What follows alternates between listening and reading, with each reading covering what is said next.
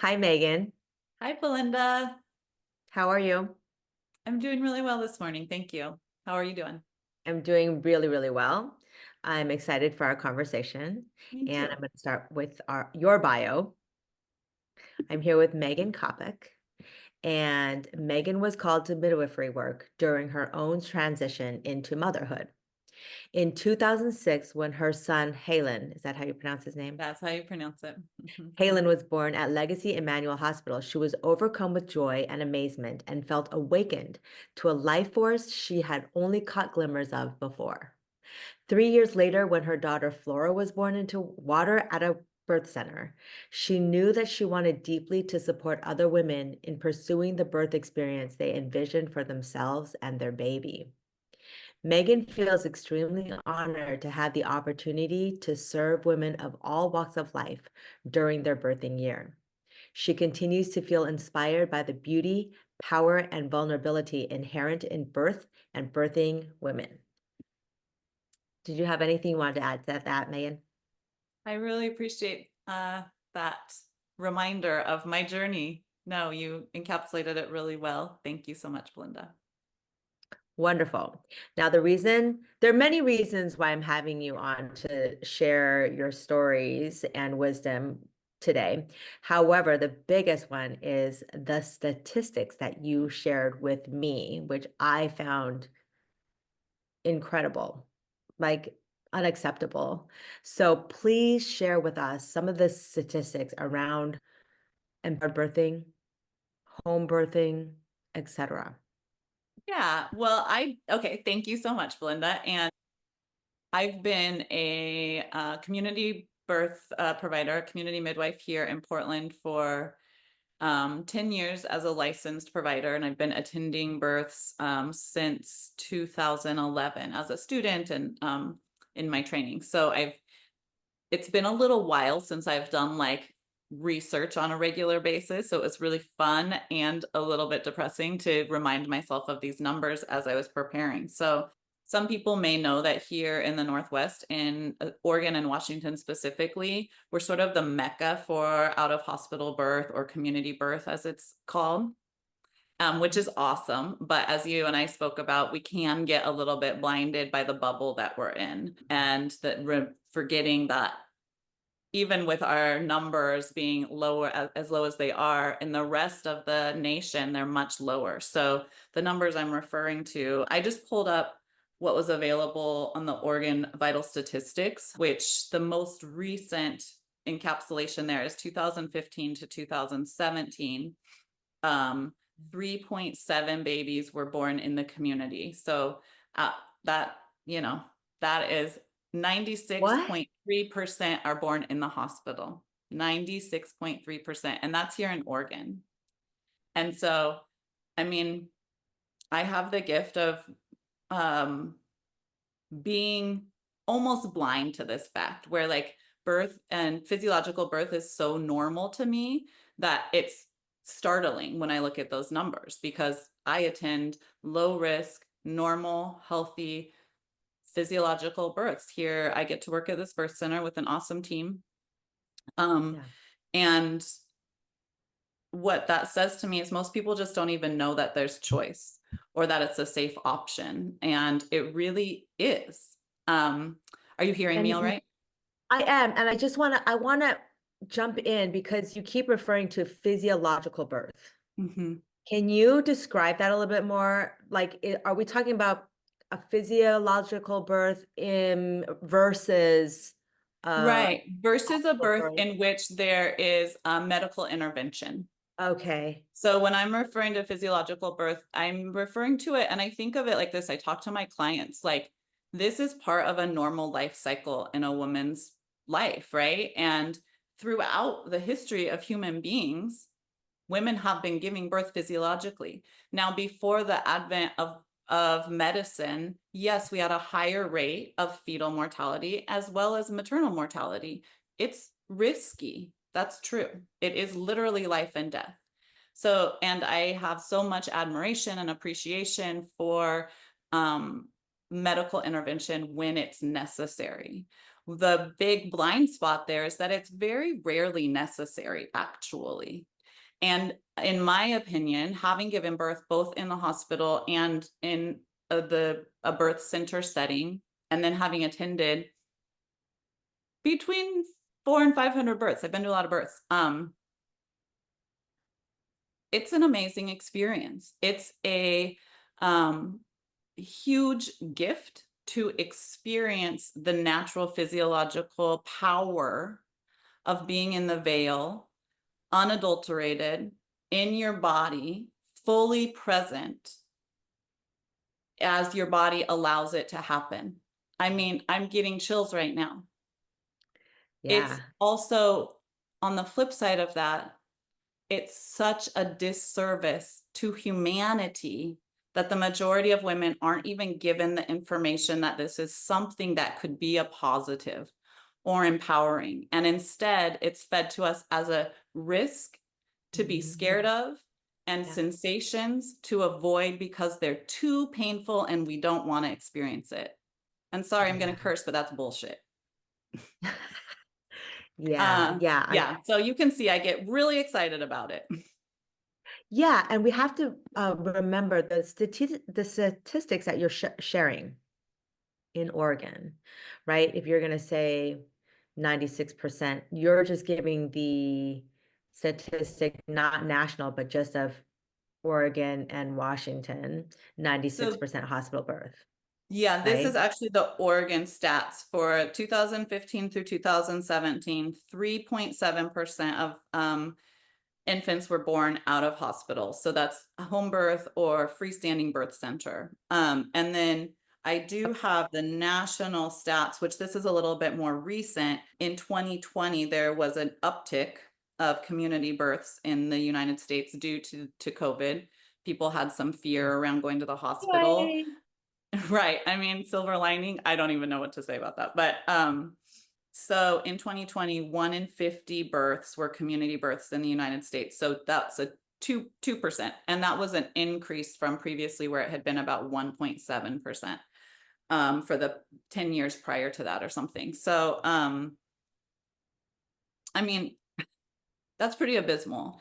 And It's really it's not abysmal. only, yeah, go on. I'm sorry to cut in, but I was going to say it's abysmal mostly because, when you refer to it being a community birth, historically, for centuries, we've always given birth in community. And the difference between that community birth with your midwife and your team and a hospital is your team is there for you to support you.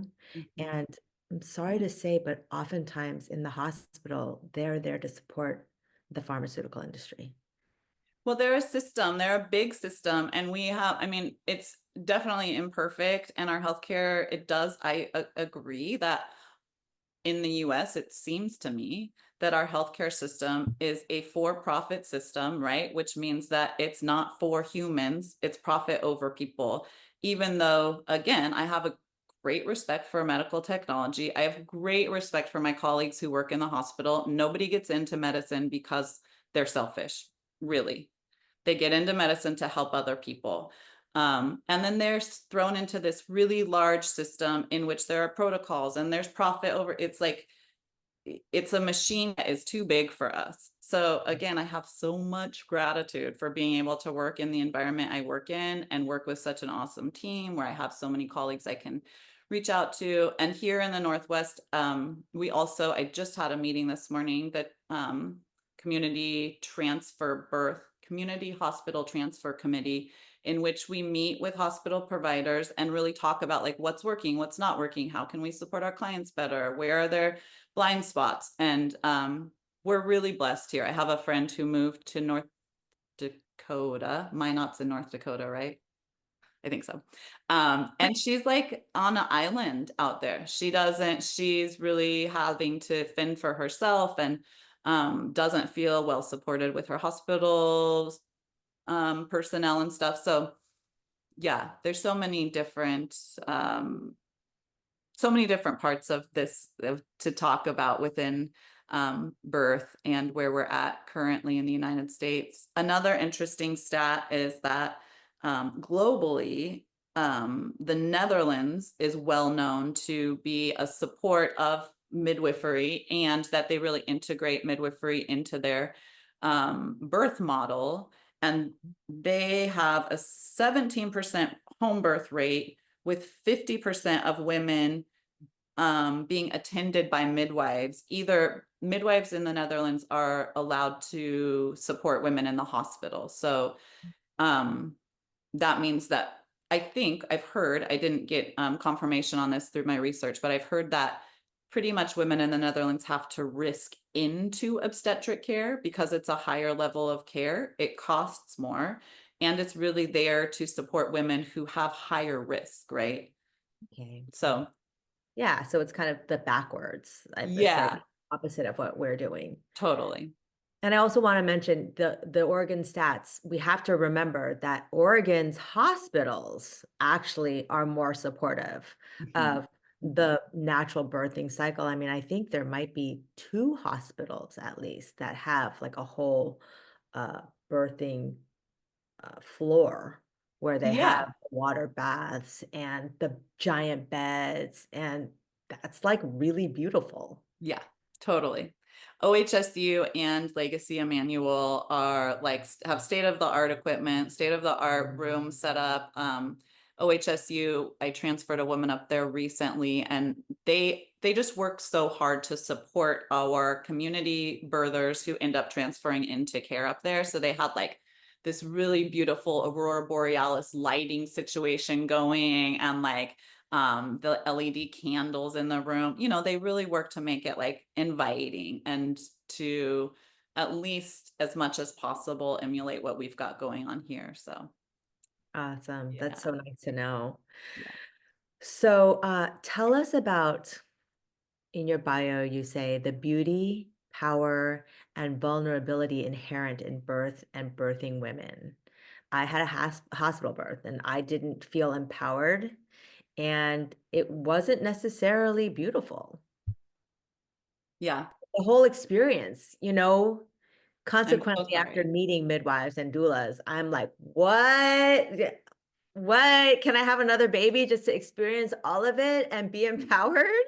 Yeah, I'm sorry. You're doing it on your own right now, Belinda. Like, you are empowering yourself through birth by really exploring other ways, and, almost like rewiring your nervous system to like re envision what it could be, right? What your body's capable of. Yeah. Yes. Yeah. And I also want to say it's tricky because we never know how birth is going to go. We never ever know. So yes, I'm going to answer your question.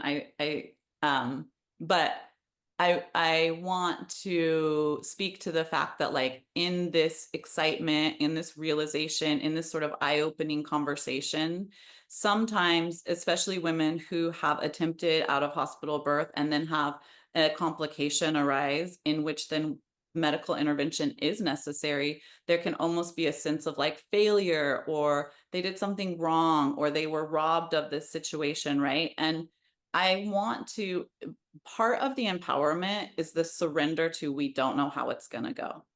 We don't ever know how it's going to go, but we can do our best to set ourselves up to um, have as low intervention birth as possible and allow our bodies to know to do what they know how to do.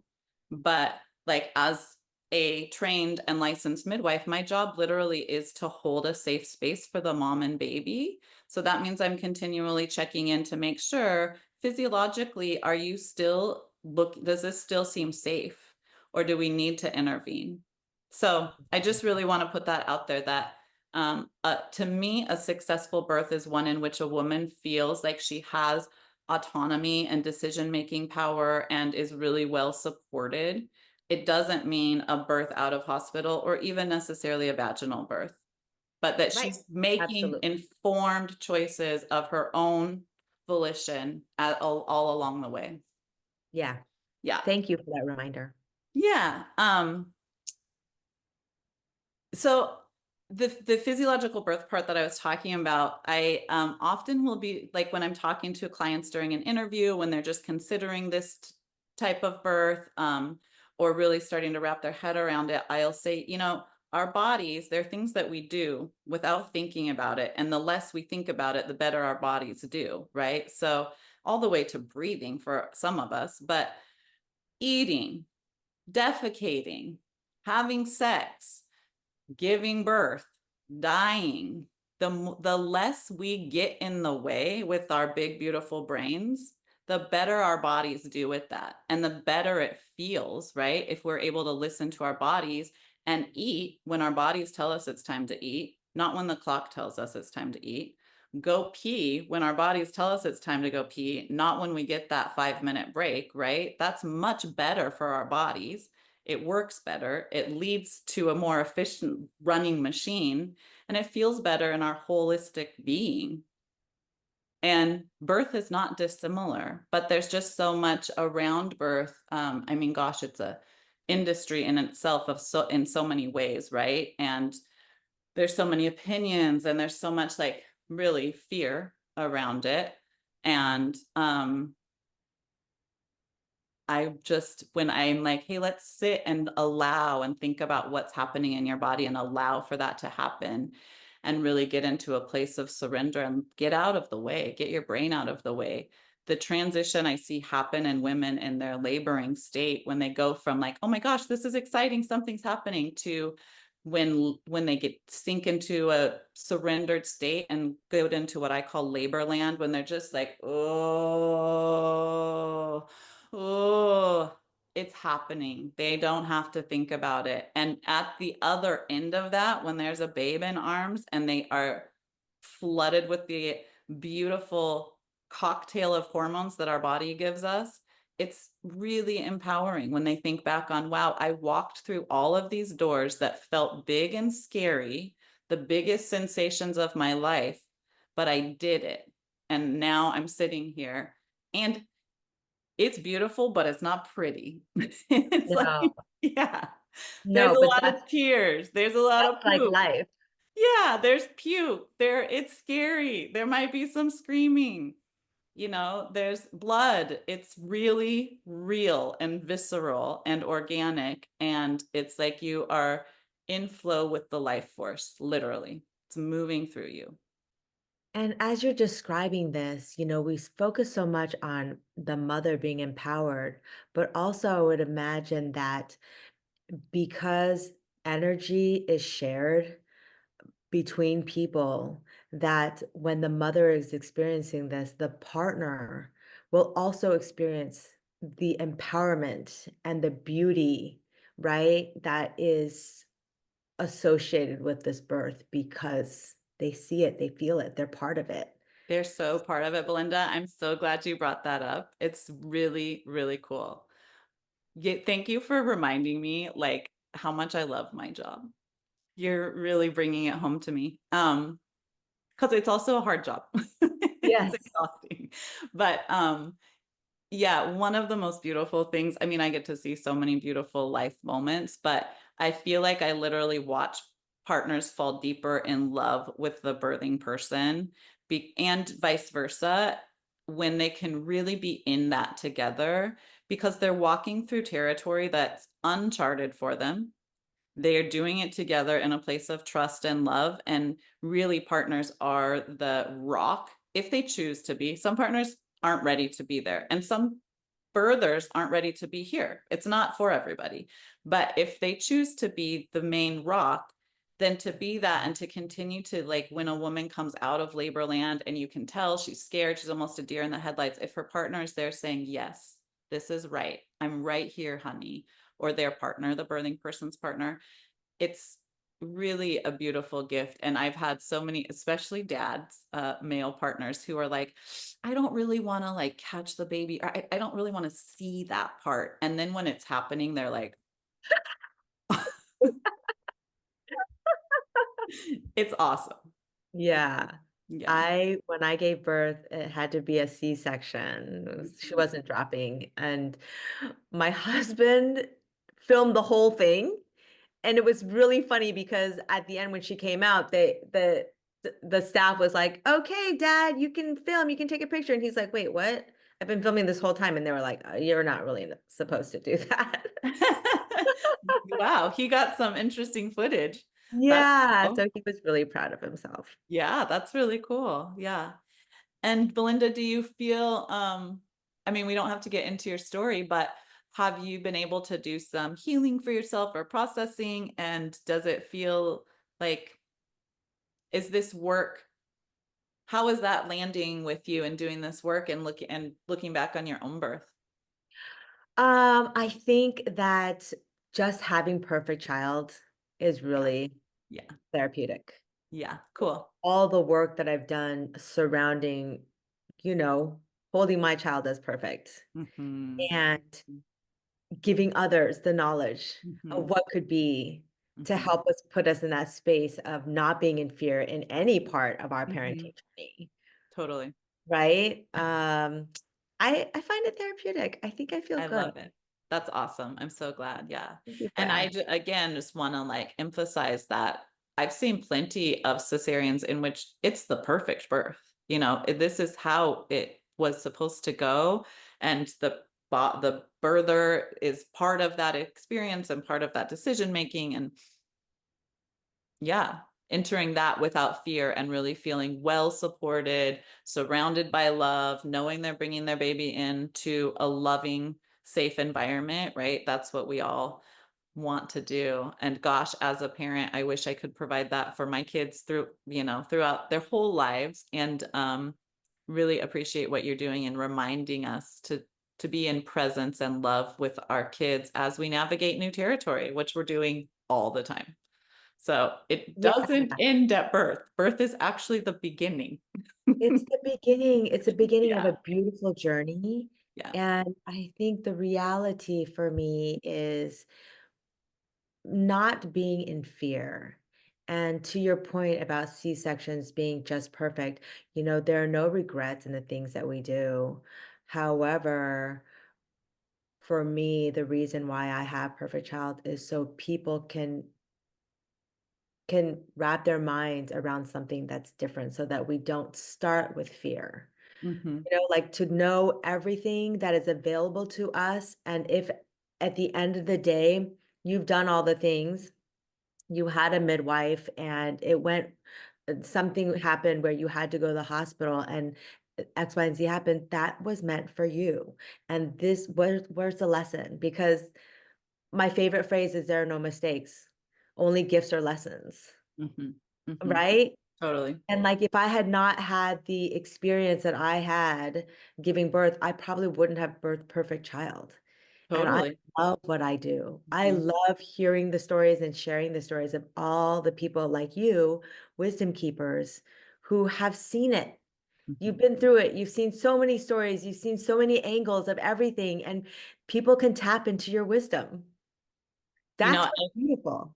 I love that. Thank you so much for that reflection. And you'll probably resonate with this too.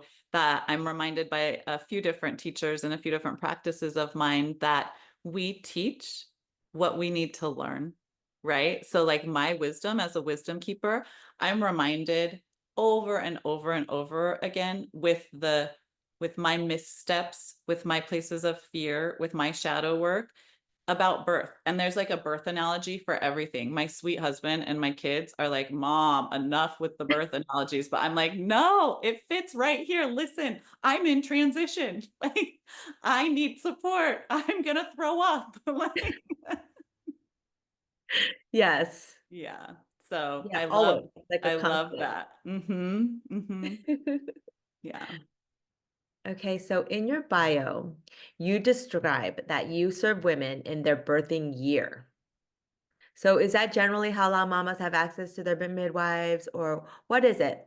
Do you like the minute you find out you're pregnant, is it is it time to contact a doula and a midwife or just a midwife, or what does that look like? Yeah, great question. I think there's not a one size fits all answer here, my dear, No. as is true for most things in life, right? Um, Most women, I think again with like the birth stories and the birth like path that we're led to walk down, I'd say most pregnant people when they find out they're pregnant start to do a little bit of research and look into what's available, and due to our culture tend to like look up an OB or look up, ask their gynecologist, what do I do now? And so get led down this path. Typically, we care, I'd say most of our clients here at the birth center start care with us around 8 weeks, somewhere between 8 and 16 weeks, I would say. Some women, some people don't know they're pregnant for a while. They don't track their cycles, or their cycles are really all over the place, or multiple different reasons.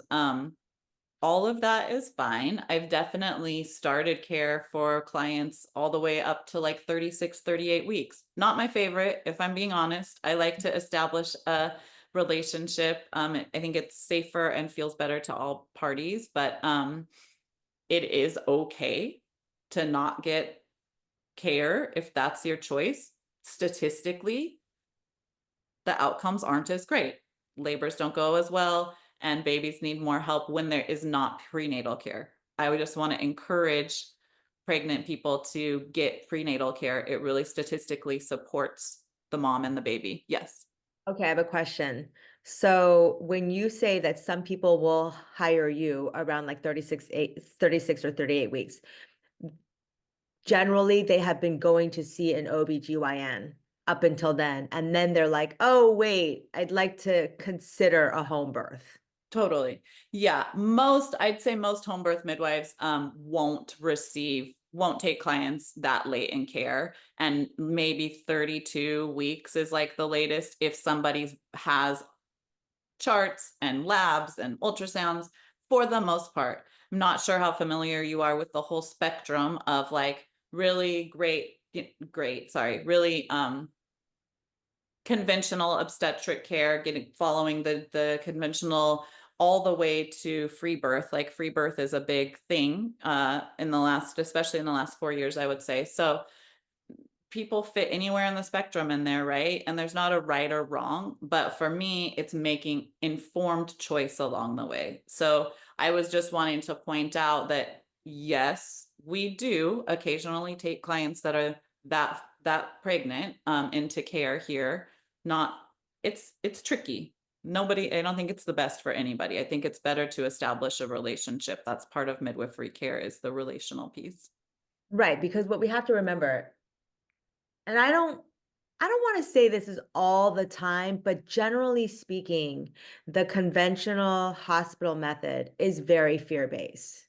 Yeah. So, and your energy matters. And so if you are going to walk down the path of conventional care and then all of a sudden decide that you're going to go with the midwife,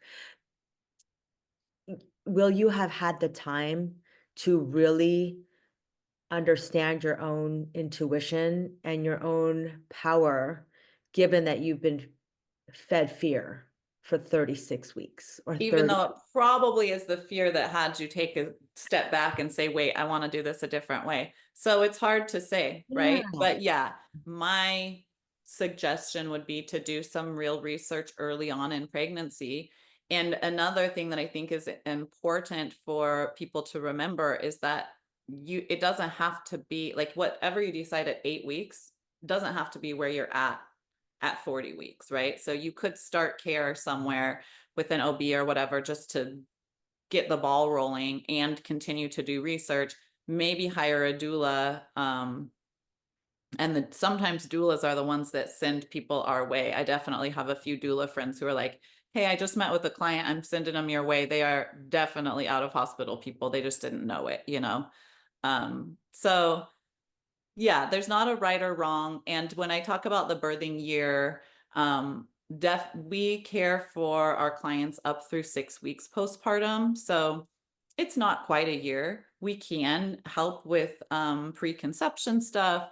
We have a certified nurse midwife here who does well woman care past the year. So um, it would be I think it would be really cool if I'm a CPM, so a certified professional midwife. I don't have my RN, and I'd love to push for CPMs to have a little bit more well woman care within our licensure, within our scope of care, but we're not there yet. And I think it's important people realize there's just so many aspects of this, but in the US, it's statutory. So state to state laws and scope are different to the point where there's still some states in which it's illegal to practice as a birth attendant outside of the hospital. So um and illegal. Yeah, there's a, if anybody's interested in looking into that, there's a website called The Big Push for Midwives, and it's like they have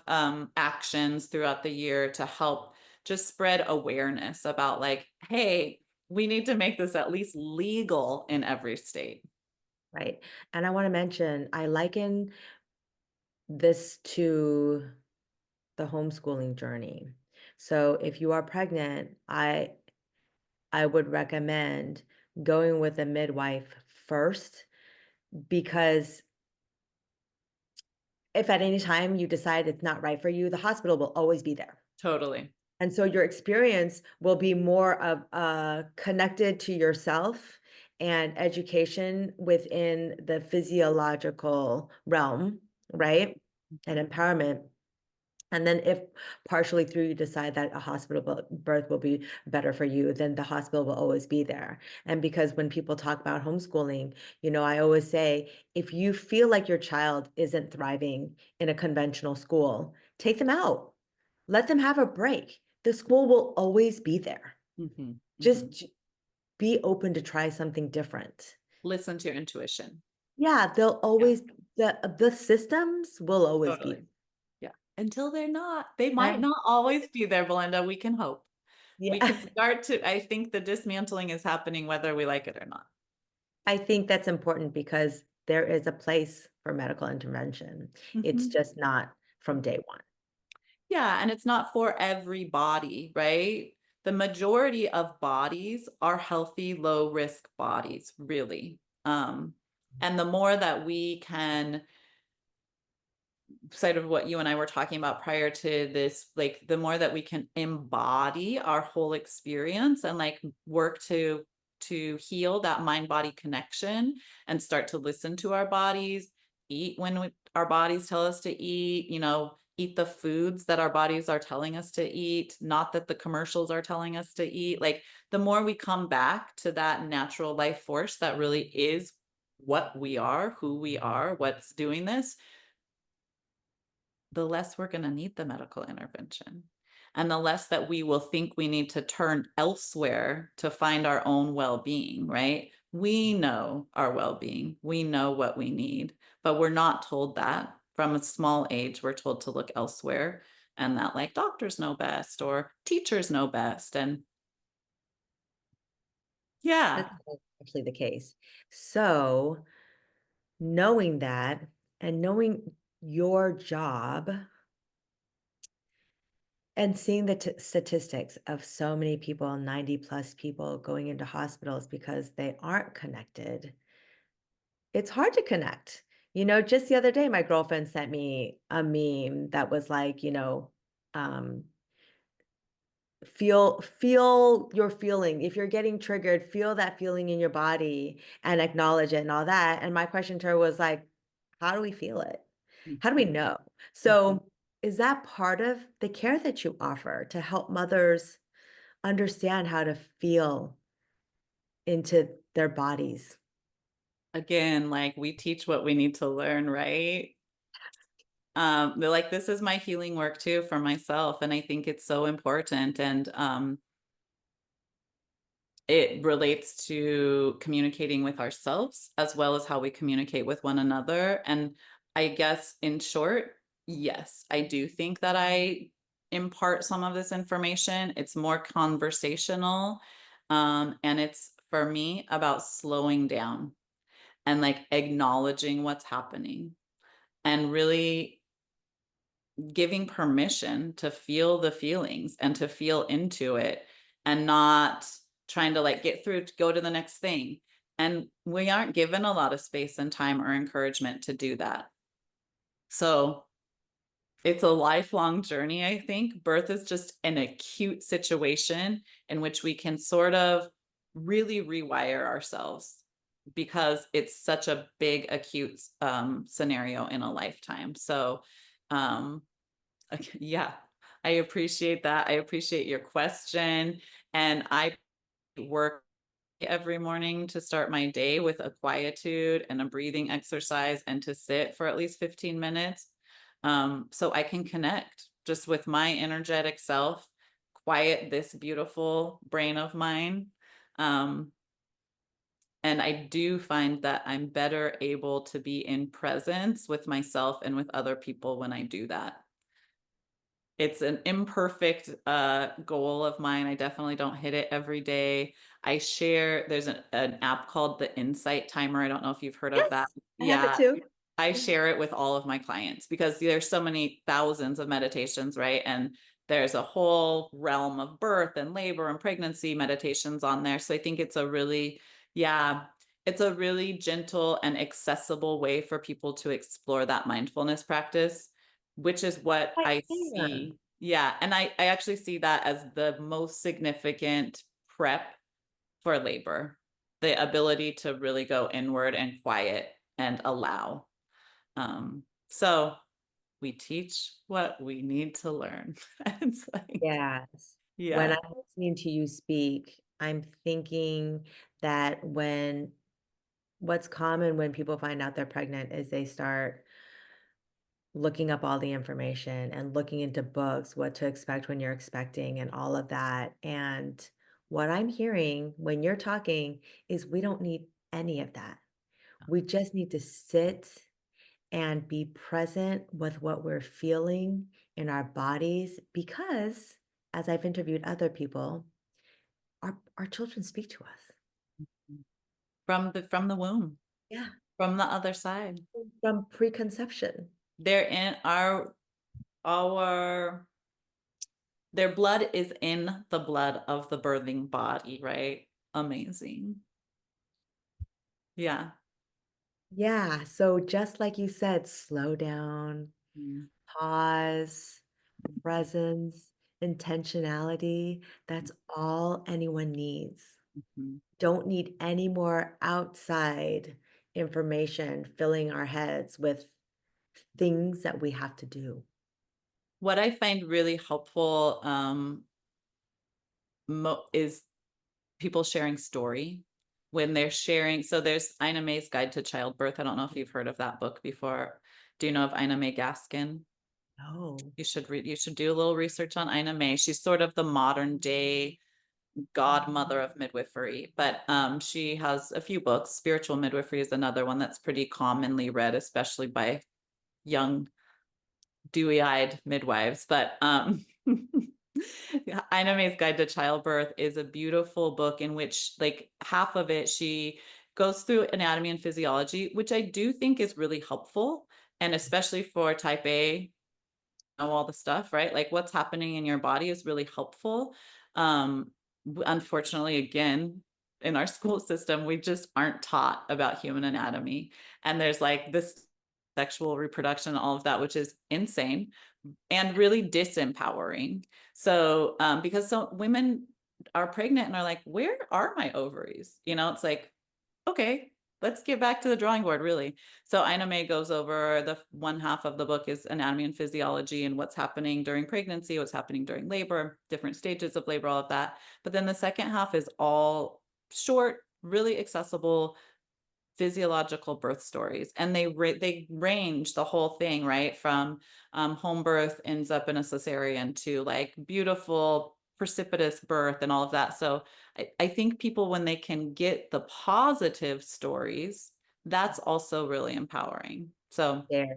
yeah, empowerment and expansiveness through story sharing, right, which is what you're doing, Belinda. Yeah. Yeah, and I'm part of this birth workers group, and they meet once a month.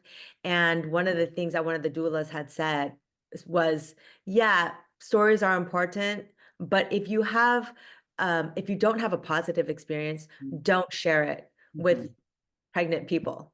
Share Mm-hmm. it after they've had their birth.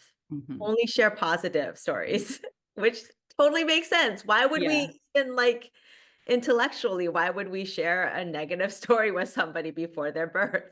Yeah, we want to feel important and we want people to recognize our stories, right? And see it and actually validate our experience, which unfortunately is so often is so challenging and there's not space held for that healing process.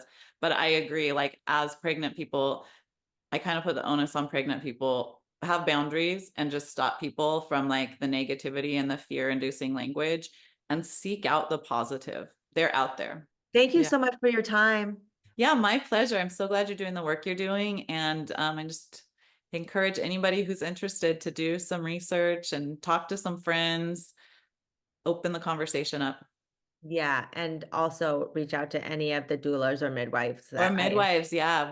As you can tell, we love to talk about birth. Yay! All right, Yeah. thank you. Cool. Have Thank a you. great day. You too.